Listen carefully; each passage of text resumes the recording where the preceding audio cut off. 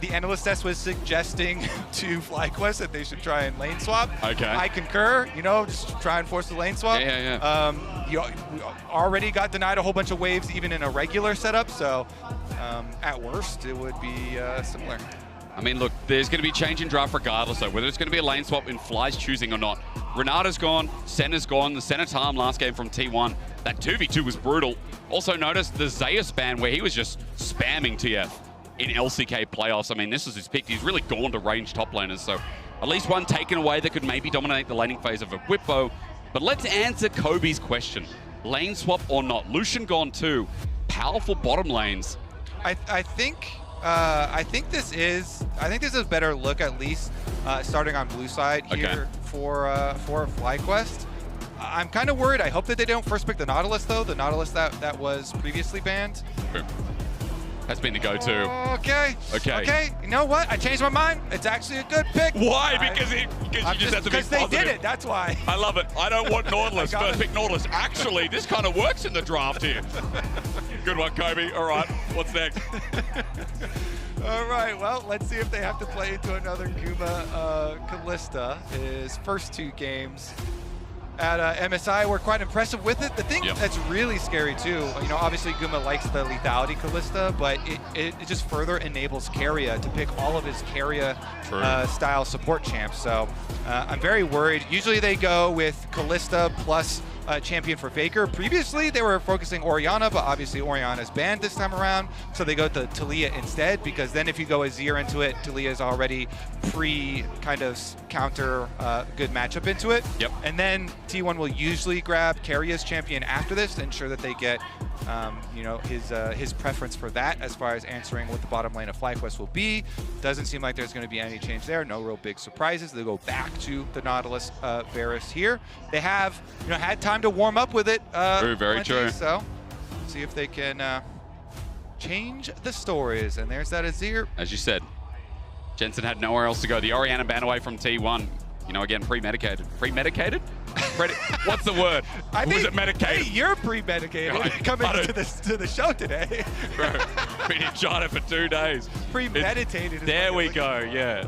I got you. Thank you, you got to save me. I will save you, but first I'll make fun of you. That's okay, I'm fine with it. I'm used to that, there's no problem. All right, the Sejuani hover here. You reckon, yeah? Locked in. Technically flexible? It is actually. T1 they're such an annoying team to draft against because they have so many flexes for support or top. You never know where anything is going. As you said, it's at like 80% to jungle, but yeah.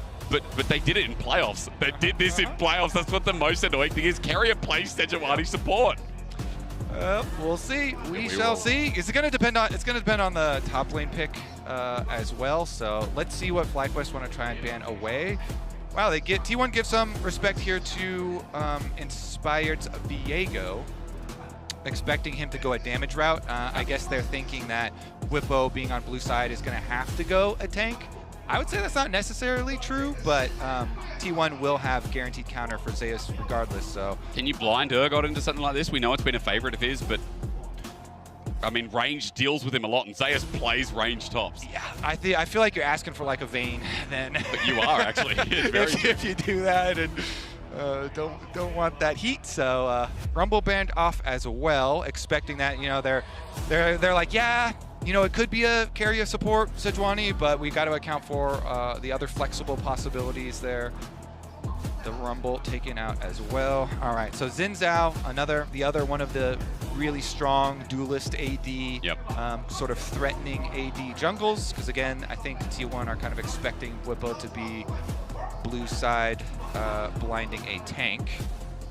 And there we go. All right, it is going to be the jungle Sejuani, and it is going to be the extremely scary, very advisable to lane swap against Kalista Ashe, the double hail of blades. And this is not just any Kalista Ashe. Everybody around the world, you know, plays this lane now, and it's impressive in everybody's hands. It's very, very brutal, especially level 1, but the most so in Guma Yushi and Keria's hands. Keria's Ashe is insane. Like, on the other side, Wukong, just a side note, Inspired locks in jungle here.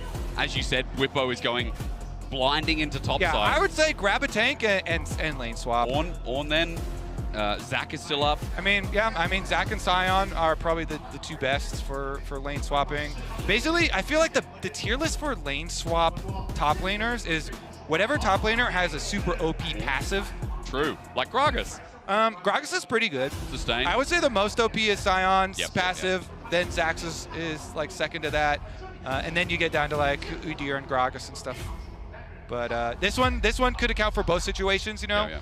Gragas basically doesn't have a lot of like terrible, you know, hard counter matchups. Sure. Always has options for playing safe regardless of what it's going to be. But they pick Asante R5. All right. Yeah, Zeus is I mean, there's a lot of top laners. I was going to say, he's not talking about Asante lover. It's like every top laner probably here at MSI. But all right, let's get into it. T1, they'll be looking for some standard lanes, I assume, so that they can make full use of Kalista Ashe, double Hail of Blades, a brutality.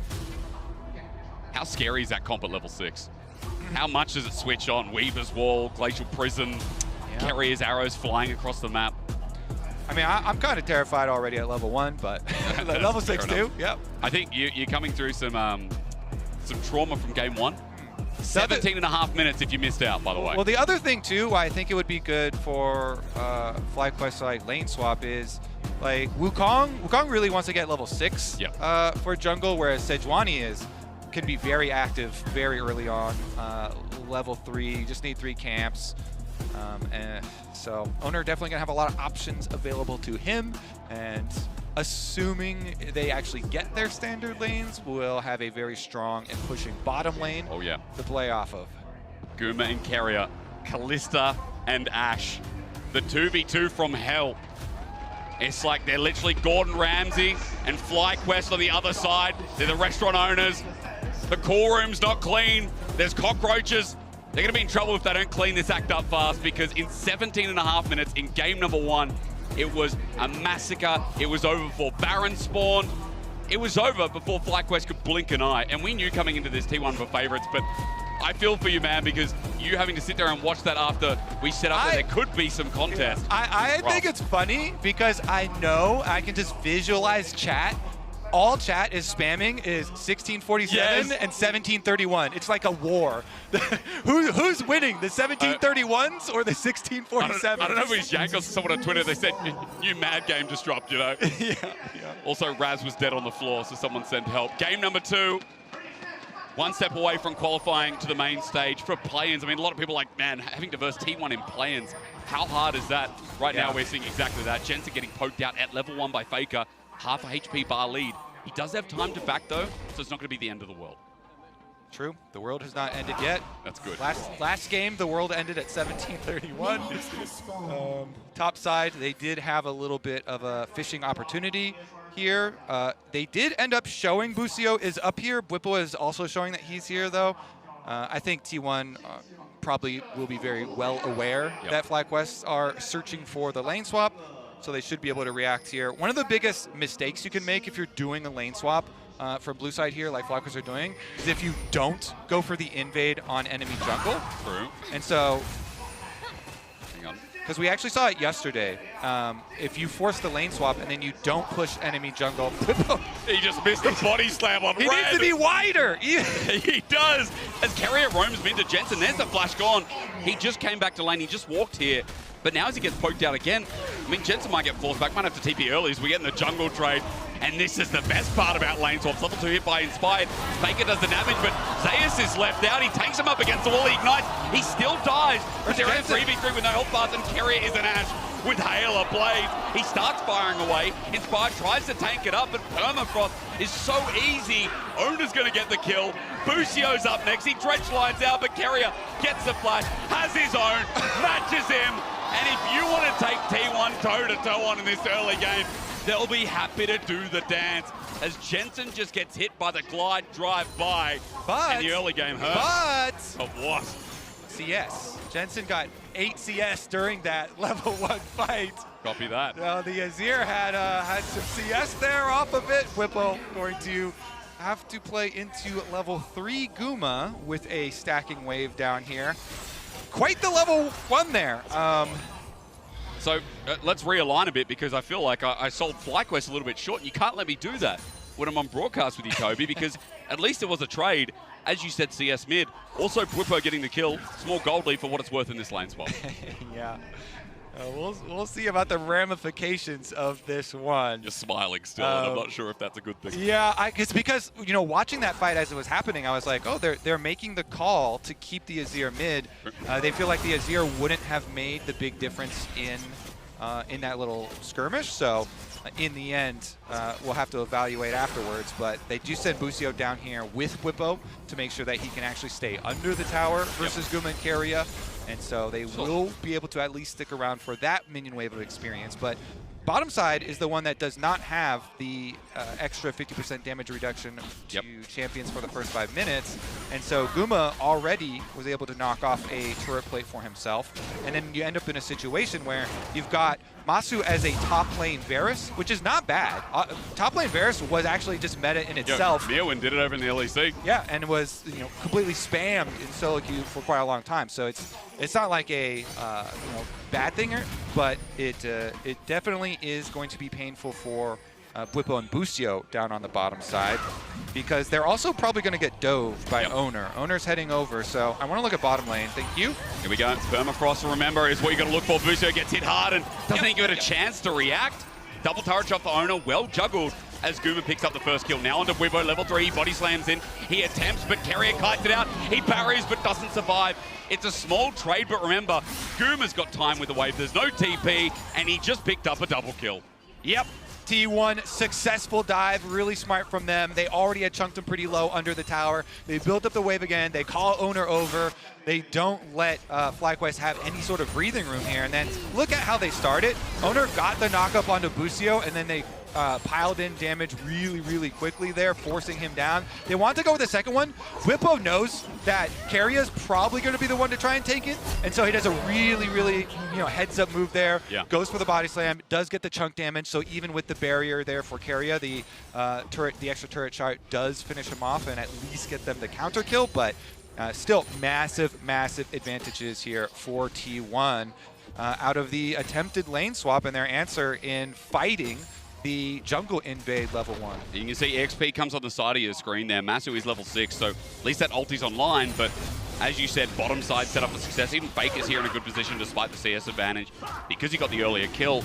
I think we also need to mention that the lane swap has been reversed again. It was bottom side of T1 that went top with Keria starting it off. But Masu looks like he wants to actually match it now here on the Varus with 6 himself. And I like this from T1 because the power of the grubs is increased on this patch, substantially so.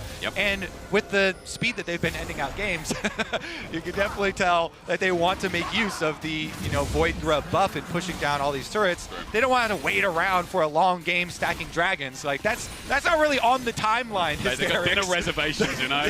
Yeah, can't be here all night. The timeline, we're on the grub timeline here, not the dragon stacking timeline. And so they go for the you know, top side objective instead. And they will be able to pick that one, although at least a little bit of Ocean Dragon regeneration might help out FlyQuest. They're going to get 4-person dove here. Uh-oh. I don't know how close to level 6. It looks like he's half the way there, so ignore it. Inspired's walking. Fake has the wall, but not needing it. Remember, Masu with the lockdown is what we're looking for, how they survive. The level 3 Nautilus going to try. Under turret, gets a little bit janky. His owner takes it up. Ends up being a trade here, but Guma picks up the kill. With the plate on top of it as well, Inspired hovers off to the side. But he can't get anything done. The damage is already done. Jensen also pushed another wave from mid lane there to get up to tower. It looks like, and Masu, I thought, did a really good job there, saving his flash and then getting out to safety, so they got the 1-for-1 trade, and Masu got to stick around, and he's still up there, but Zeus is going for the one! He is, though, level 6 of both of them, but still wants to take it. I mean, Zeus got solo killed a hell of a lot in playoffs, and bro, he's getting on the edge again. Yeah, if that had hit, because like you're saying, they were 1 minion each from level 6, they were about to get it, so he was thinking, I ghost at him, I hit my Q3, I kill a minion, I get him in the ultimate, but if you don't hit that Q3, you know, it's like step 1 of the plan. Nice trade from Faker, actually. Gets the phase rush, chases after Jensen. Turret shot taken as well. Half HP if he gets forced out again. Remember, that TP still has a quarter of the cooldown left. Guma is going to be so insanely scary. That was a sigh at the start as well. This game. Guma with 3 kills. His opportunities done already. Especially with the lethality build, you're gonna see these, these Qs from Kalista just like massive chunking people. Let's see what he can do with it, because he returns back top lane. I like this. Then they can keep pressure up here, continue to push down, because bottom side, even with Zeus kind of using everything there, he's got his teleport and assume it's just going to go right back. And remember, part of that gold lead on Gumayushi as well comes from the double turret plate top, bot as well. They're looking to set up for more Kobe, even TP being burned. Where is that? It's back bottom. Back bot, Just okay. back bottom. Service, you're baiting me. Chains of Corruption come through. Guma, meanwhile, doesn't need to cleanse because he doesn't have it. Doesn't care. The poke's in. Carrier tanks up turret again while T1 have to get out of dodge because Jensen with the ulti sends him back, but one minion maybe saved the day. Owner running for his life with Guma over the wall. The Weaver's Wall brings Faker back into melee range. Seismic jump flash away from it. Jensen is caught between a rock, and a rock. Faker on the back end still pokes him down. Just when you think Fly can get revenge, T1 still reigns supreme. Another rock, and another rock, and another kill, and another kill, and another kill for T1. You can tell they really want to keep forcing around Guma. You know, this fed Kalista that we keep talking about, this lethality build. Good night. Carrier's timing was sick, man, and they are making fun of North America. T1 in play-ins, like, get them out of here, put them in this main stage. Good night. Oh man, the timing on the arrival there. The teleport comes in. If you want to do that at home, it's actually not that hard to time these teleports. You just aim your skill between the teleport location and your fountain. That's where the person will arrive, and then, never mind. There we go. Is revenge coming? This is real revenge. Here we go. Let's see. There's flashes on both Guma and Carrier, so I think at most you get a flash. And there's a barrier. He walks back in front of Guma. He saves his life. Not even going to get a flash. But with the fate sealed, well done from the 2v2. And you're right, no summoner for the trade, just the ulti. Yep, Kalista ult, no problem. Massive revenge there. Okay, let's take another look. They started out, Masu hit the ultimate onto Gumi to delay the big damage, but it doesn't matter. They got the full combo on him, and this was a kind of a cool sweep. There was one more minion left, and so that extra range minion taking the first turret shot meant that Owner didn't die, because if Owner had to take that turret shot also, then maybe they would have been able to finish off that first kill there. Then they get the return, and the super fed Kalista comes through. Faker did such a good job coming in to cover for Owner there so that Sejuani could get out alive. They pop the heal. They are just brutal with it, man. I feel like every international, like Guma kind of keeps his team together, but you get to an international and Guma gets even better. The duo gets even better, whether they adapt to the meta or just have insane laning phases like we've had, whether it's a laning phase traditionally or not. I mean, we've only got positives to talk about here for T1 with a 4K gold lead in the early game. Now with 6 scrubs yet again here, like, it doesn't matter, 6-0 Kalista, you got to take her down. You got to find something to slow this game down, I feel, because FlyQuest again are getting run over. You know what this game is? This game is double or nothing. Can you beat 1647? Oh, again? Wow. T1 set like, all right, fine. You were able to barely squeeze by game number 1. How about second chance here? Okay. As they're going to be calm for 1 second. Faker, though. Okay. Is going to get a tiny sliver of chunk damage while the rest of the squad just takes care of mid lane prio into dragon pickup for themselves. But I would say, biggest thing, T1 are able to keep forcing around Guma. Like, FlyQuest need to make sure that the fight is not around this Kalista, because you're just not going to win it around him. He's way too far ahead. There's too much power. And because of the popular lethality Qmax build, it's a burst damage build that is so good so early on, plus you have the most gold in the game. So either you have to get people alone. Like Faker maybe. Go in as it's Carrier's ulti that swings and misses, but Faker still pushes them off of the turret. Inspired flushes under and finds it. Everyone survives. Okay. FlyQuest got a shutdown. That's something, but Busio went to an adventure. He decided to go through the wardrobe. How did he get in there?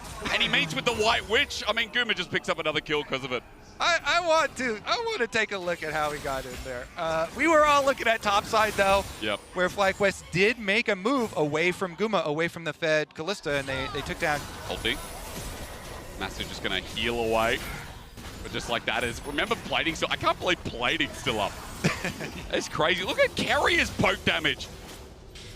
This is just unfair. All right, 4 minutes to go. All right, shrug it up. Let's see here. Pings, they're spamming pings onto Carrier. I think it's pretty hard to go for, or onto Guma. It's pretty hard right now. He's got double summoner spells up. Yep. But, you know, first step is it going to be blowing those summoner spells, and then maybe with a Nautilus, with a full combo here, if you Nautilus hold them in place and you have multiple members from FlyQuest come expend flashes, it is a giant shutdown. Hit Faker again, inspired with the ulti up and available. No, not soon actually. Seismic Shove comes back, and there's good damage on Faker, but he survives again and makes it troublesome for FlyQuest to continue any further. Yeah, I think FlyQuest just keep on trying to pressure that side lane there. Yep. It's kind of your only opening, because Guma now also has gotten a spell shield with his Edge of Night. So not only does he have double summoner spells, but he also has the shield to rely on. Bubo trying to keep the minions away from the tower. Just ignored. Good buffer from Zayas. Turret's going to drop down here thanks to Grubs. And a buff foot auto gets him that turret as well. 2-0 in turrets, by the way. Squidpo can't chase with the body slam, hits minions instead. Yeah. And nobody else is coming either, so nope. No extra damage, so nobody's going to go down there. Guma Yushi gold board. 2,000 kills. Wow. Of course, gold, ladies and gentlemen. Don't be like me. We're both looking at the chase. Inspired's coming in. Zayas trying to buy some time here, but it might be buying time to bring the whole members down. He's still tanking up. Cyclone as well. He runs for his life, goes in the all-out, survives for now, leading him on a goose chase. Big Boosy. Busio with the ulti available, but he's already out of range, and people move down for that. The map given over once again for a free Herald. He's got Ignite and he has ultimate, so he was thinking about some burst damage. But Zayas was able to escape there. Nicely done from him.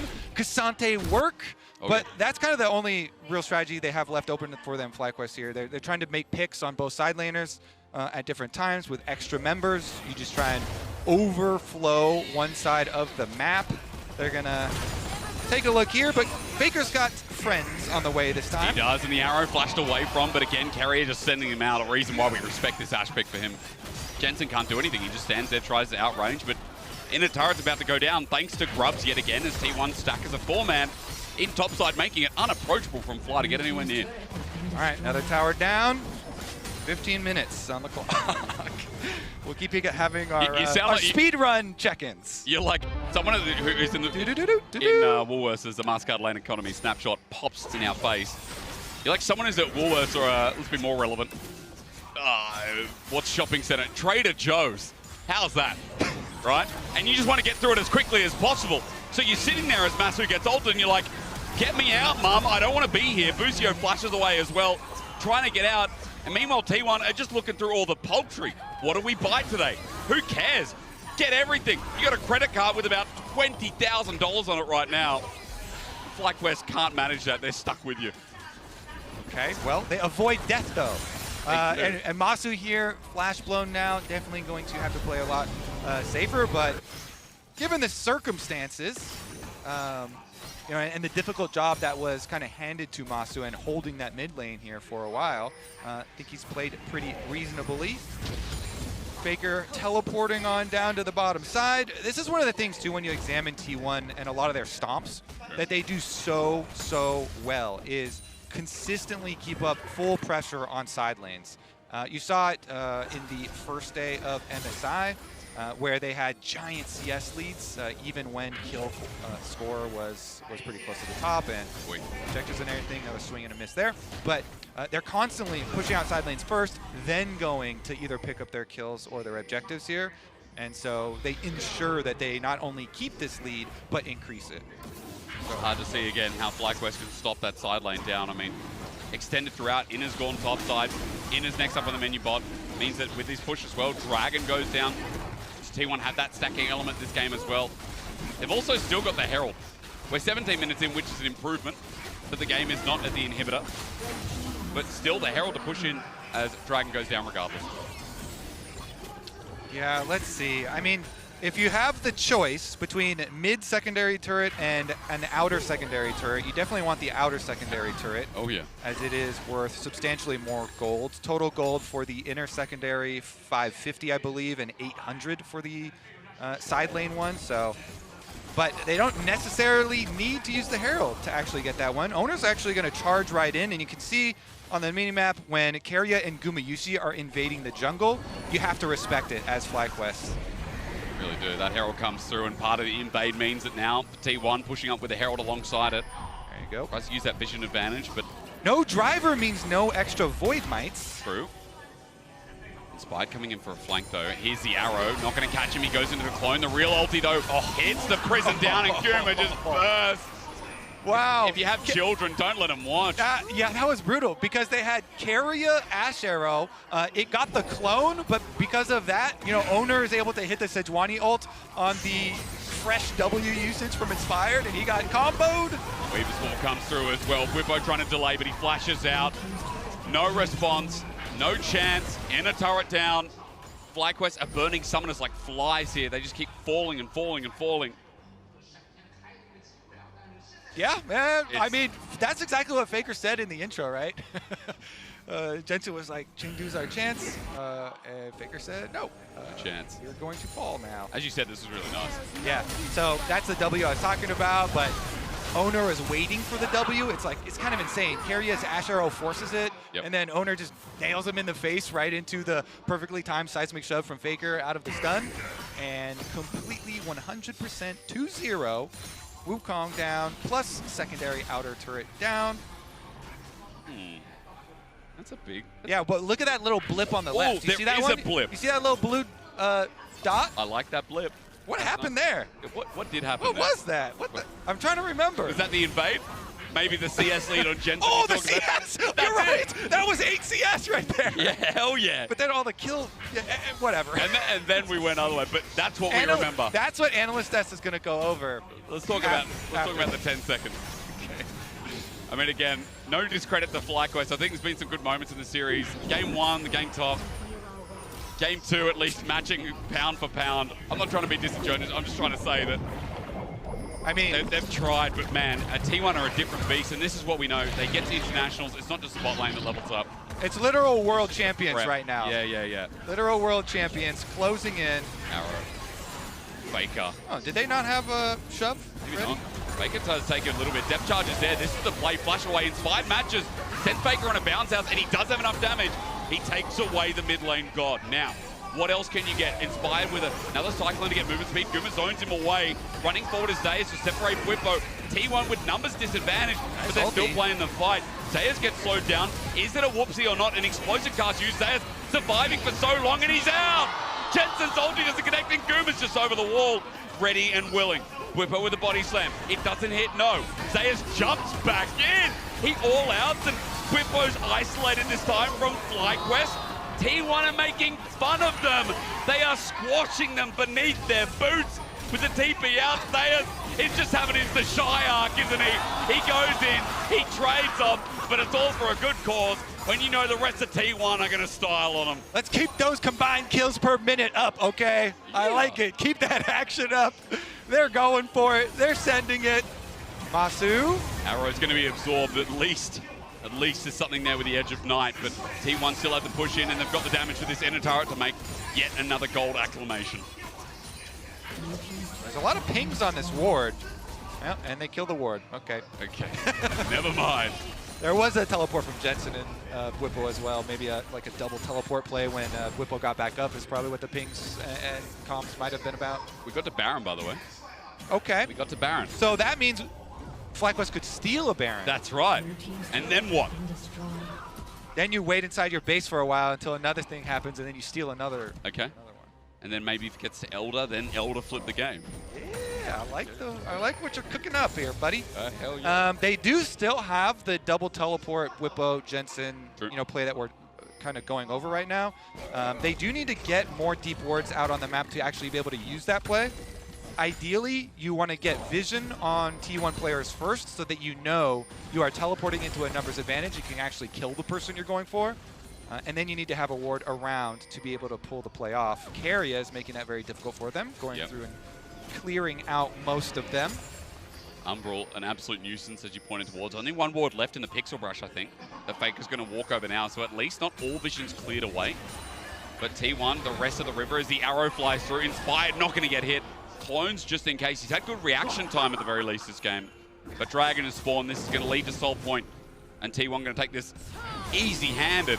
As pings are going up towards the Baron, it's like Fly, like, well, we've got to make the miracle play on this top side in the meanwhile. Onto Faker, maybe? Yeah, if they had actually got it knocked back towards the ward, maybe then Jensen teleports in, because Faker doesn't have Flash, so that was probably the call for that play there, is if he actually got the knockback direction, then they would go for the teleport, but doesn't quite get it there. Faker just pushed out, slides away to safety, surfs away he to does. safety.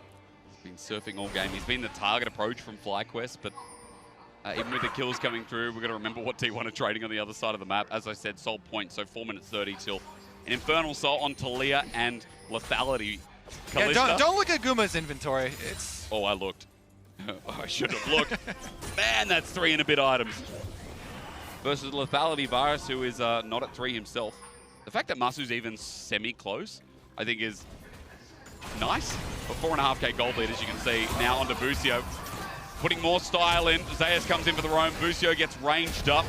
Takes a blast cone to survive with the flash away. But probably yeah, forced now for sure. They've got really, really good turn. Even with the Ash Arrow being used there, Sejuani ultimate is ready. All right, here's where miracles can happen. It has to. Do you believe in magic? Well, you need to. North America need to. Inspired goes in at 8k early. It's a good setup on the carry, but a Fate's Call gets him out of dodge. The seismic shove, though, takes away the jungler. And in the blink of an eye, the miracle is done. And FlyQuest now coming in a little bit late. Flippo with the explosive cast is nice, but it's not enough. And it's Faker's an easy teleporting. Busio, you're next up, hey. Faker. Get him! Wait, he's running into it. Maybe Faker doing a little bit of running, but the Zhonya's says otherwise. They run back in. He flashes back to the safety of Gumayushi. Ona just taking no damage as Guma's just running front line. Carrier ran in for a bit of burst himself and almost dies. But yeah, Carrier had that calculated. So calculated. He's like, it's fine. Whoa, Jensen. Trying onto Guma, flash away, arrow doesn't connect. Carrier with his last whim doesn't find it, but at least some kind of response play. Flippo's not done. Oh, he wants to dance with death. Meanwhile, not quite. Yeah, Zayas here just knocking on the door. DP just in front of his face. Wait, he doesn't have Cyclone. They know the timers of jungle ult. As Zayas just protects bot lane turret from getting pushed by Jensen. Yeah. Yeah, Inspired to try to use it in the Baron pit, trying to get their miracle going, and tower down on the top side, so the inhibitor is fully exposed for next time around. Did you think it'd be this one-sided? Like, I did think it was going to be one-sided, but I mean, game number one, even if you thought it was going to be a 2, I think game number one was surprisingly quick. Oh yeah.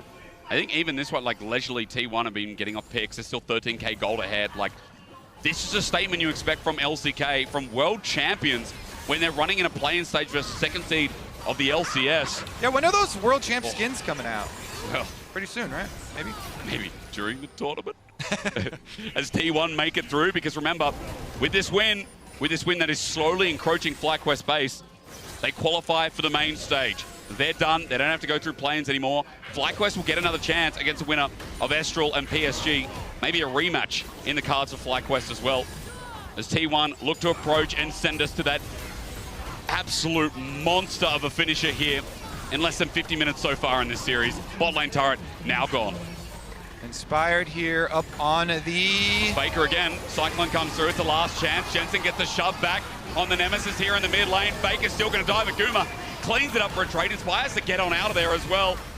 I'm talking like this is close. Even as Ona whiffs the ulti, it doesn't matter. Watch Guma's damage as he cleaves through the guy from Bioshock. Big Daddy down. FlyQuest left to 3. A body slam flash. An attempt here from Quimpo. But even that will do nothing. Under the turret, Carrier sits freely. Ona's playing with food. I mean, they're styling on them yet again. And T1 with Baron Kobe, I think they're just going to do it. I agree. T1, what a stomp here at MSI. Zayas goes for another one here on Inspired. Inspired bonks him on the head, though. Maybe it's not over. Kerry has demolished. Wait, Guma just silences him. Dredge line avoided. Busio, you're up next. No turret to speak of. That is disgusting. Carrier arrows down onto Jensen. Guma sits at 1 HP. Carrier flashes. They are making fun of North America. Faker runs in, goes gold. The minions are helping out as well. Next is exposed while Guma hits it. Faker wins out. These guys go to the main stage, and this series is a domination of what T1, and a demonstration, I should say, what this team's capable of. Yeah, I for sure, for one, am for sure shocked that T1 are going to the main.